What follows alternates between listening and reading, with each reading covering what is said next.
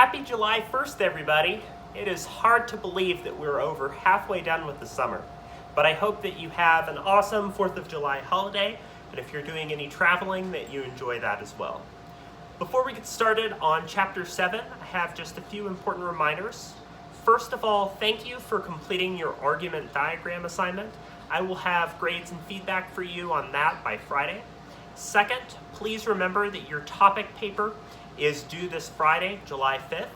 This paper is designed essentially as a proposal on the topic that you'll be exploring and arguing about on the argumentative essay, and then refuting and responding back to in your refutation block. So choose a topic that you find interesting or compelling. Try to avoid one of the three kind of overdone topics. Those topics are abortion, marijuana, as well as gun control. So if you are wanting to explore those topics, shoot me an email, and I'm happy to talk about ways that maybe you could develop that topic a little bit more. Also, I'm happy to take a look at any ideas that you have, outlines, rough drafts, or anything like that. Just shoot me an email and I'm happy to get back to you. So, let's talk about Chapter 7.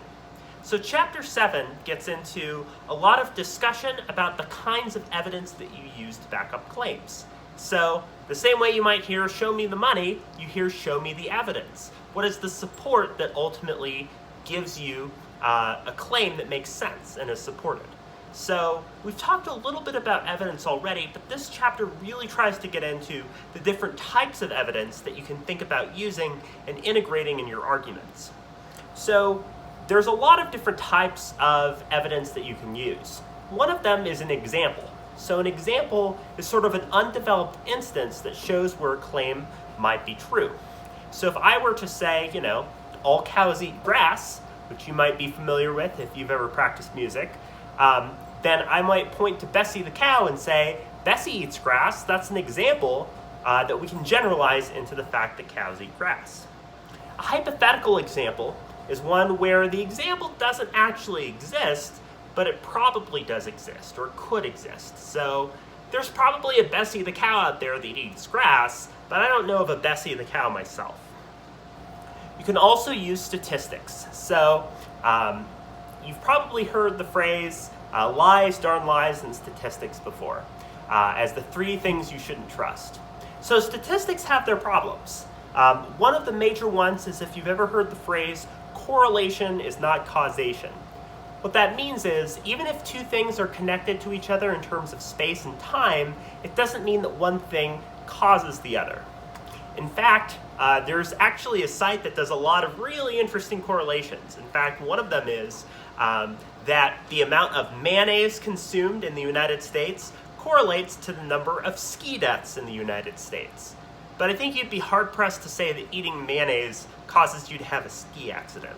So statistics can be helpful in giving you general numbers and information about a particular topic, but statistics can also sometimes be misleading and sometimes not actually show a good cause-effect relationship.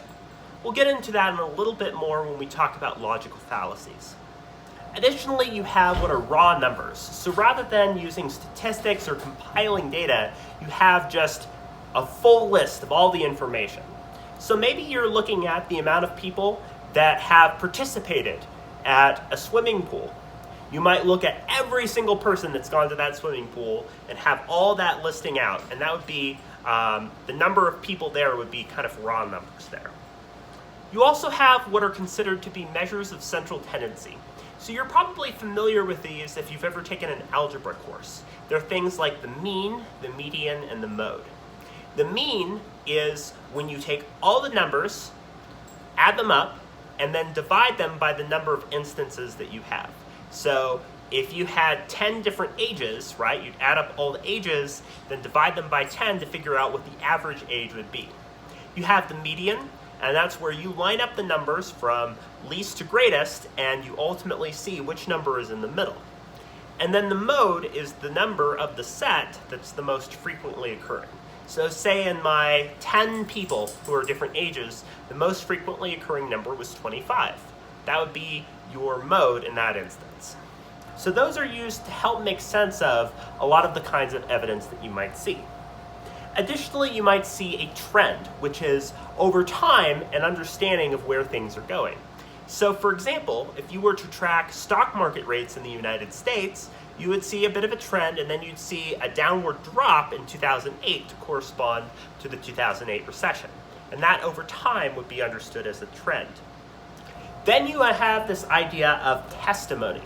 So think about testimony as, if you think about court, right, people go up and they give their testimony, they give information to you.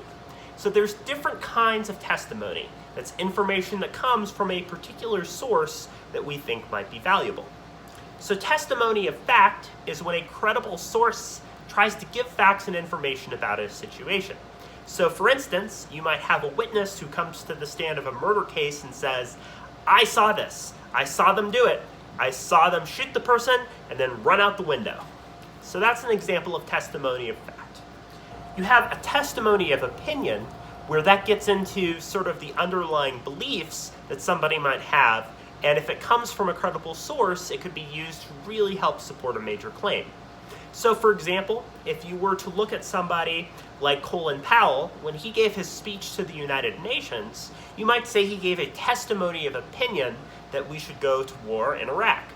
And that was based off of his own information and belief. And because as Secretary of State he was seen as a credible source, that testimony of opinion was valued. You also have the idea that the evidence you present is sphere dependent. So remember that we have the private and personal sphere, we have the technical sphere, and we have the public sphere. So for instance, Colin Powell gave that speech to the United Nations, and there they had the voting power and ability to really talk through that issue. But if he was giving it on the street in a city, that wouldn't have the same effect or work the right way. So the type of evidence that you use is really important and depends on the sphere that you're bringing that in for. Additionally, you have this idea of hearsay evidence. Hearsay evidence is sort of like if you've ever played the game telephone, where somebody whispers something to somebody else and then they whisper something to somebody else, right? It's where you think something might be true, but you don't know for certain. And so that's oftentimes where hearsay evidence comes. You think you know a source, but you're not necessarily certain about that source. Ordinary testimony is sort of your average Joe or average Jane, right? It's somebody who doesn't necessarily know a whole lot about a topic, but nevertheless, by speaking to that, we can understand how general folks on an issue might understand that.